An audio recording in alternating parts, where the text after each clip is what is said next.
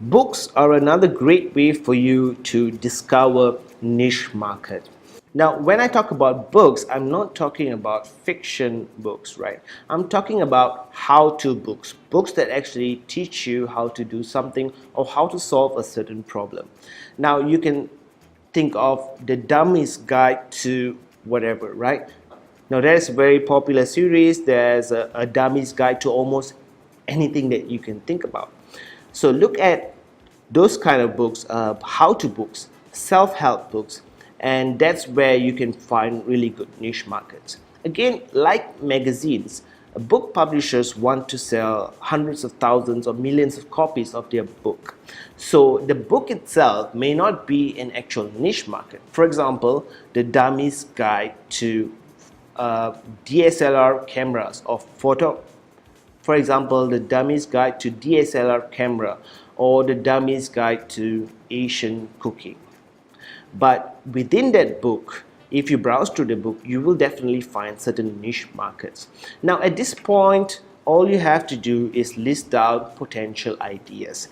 But in the next stage, in the next videos, I will show you how to validate those ideas so that you can narrow down your list, and you can maybe create a list of 10, 20 ideas. It doesn't matter. Whatever you think is a good idea, just write it down.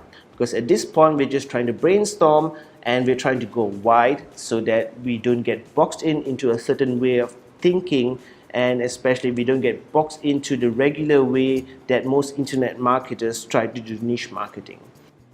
Also, when you look for books that have evergreen content, or in other words, content that don't get outdated very fast. Right?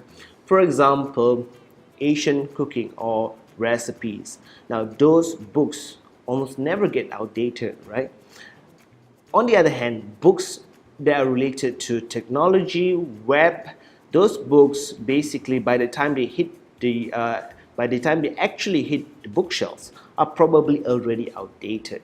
And the problem is when you try to build a site on content that is rapidly changing, then by the time you actually build a site and try to get some search engine traffic to it, you will already need to update your content again.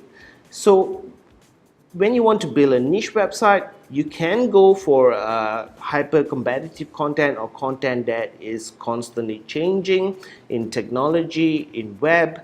If you are ready to do that, and if you're really passionate about it, then that's fine.